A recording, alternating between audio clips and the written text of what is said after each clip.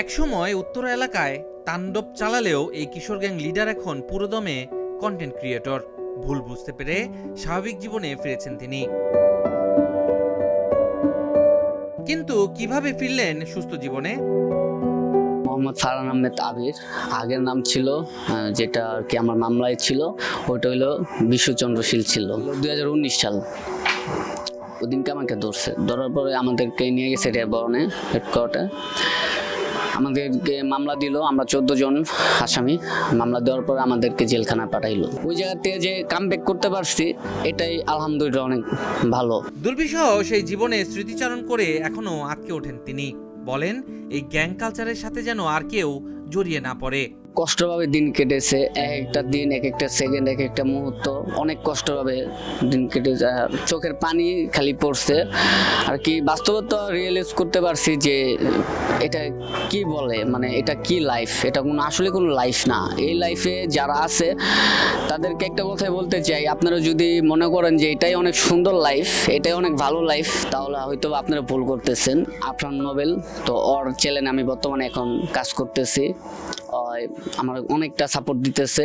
মানে আমার যে একটা এখন বর্তমানে যে একটা খারাপ একটা সময় ছিল, এই খারাপ সময়ের ভিতরে ও আমার পাশে দাঁড়াইছে। আগেও আমি ওগুলার ভিতরে ছিলাম না, তারপর আমার একটা ব্যাকগ্রাউন্ডে যেহেতু লাল কালির দাগ পড়ে গেছে, তো এখন তার যতই ভালো নিজেকে মনে করি তাও তো ভালো না।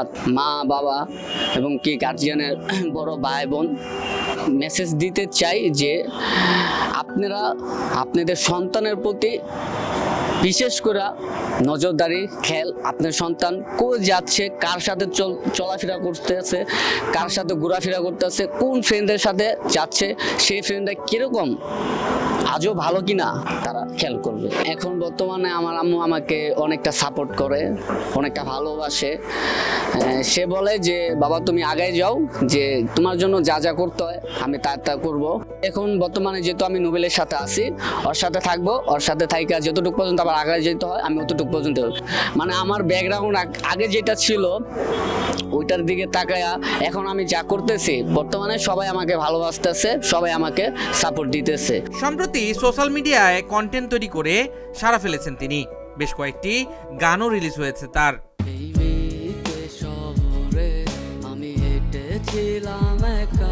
তার সাথে আমার পরিচয় 3 বছরের, তো 6 মাসের মাথায় আমি জানতে পারি যে সে এরকম একটা লাইফে ছিল। তো মানুষের মুখে শুনছি, পরে অনেকে নিউজ দিল তুই যে এর সাথে চলোস, তুই এর ব্যাকগ্রাউন্ড সম্পর্কে জানো, সে কে বা কি। তো আমি অতটা গুরুত্ব দেই নাই। চলাচলতি, কথাবার্তা, তার ব্যবহার আচরণ দেখে আমার মনে হইতো না সে এই লোকটা যে আগের লাইফে এরকম খারাপ ছিল। তো মোটামুটি ওরকম ভাবে আমি তার সাথে চলতাম। এরপরে জানা হয়েছে তার খারাপ লাইফটা আর কি আমি জানি নাই, দেখি নাই নিজের চোখে, মানুষের মুখে শুনছি। ভবিষ্যতে বলতে আমি যেহেতু এই লাইনে কাজ করতেছি, তো আমার এই চ্যানেল আমি কাজ করতেছি, তো আমার একটা ফিউচার নিয়ে চিন্তা ভাবনা আছে। যদি তার ইচ্ছা শক্তি বা ধৈর্য ভালো থাকে, সে আমার সাথে কাজ করলে অবশ্যই তার ফিউচারটা একটু ভালো হবে। যেহেতু আমি আমার ফিউচার নিয়ে এটা দেখতেছি, অবশ্যই তারটা একটু ভালো হবে। সে ভালো অ্যাক্টিং করে, তো আমার মনে হয় সেই জায়গায় কাজ করতে করতে অবশ্যই আর অনেক জায়গায় কাজের অফার পাবে, এরকম আমার একটা বিশ্বাস আছে।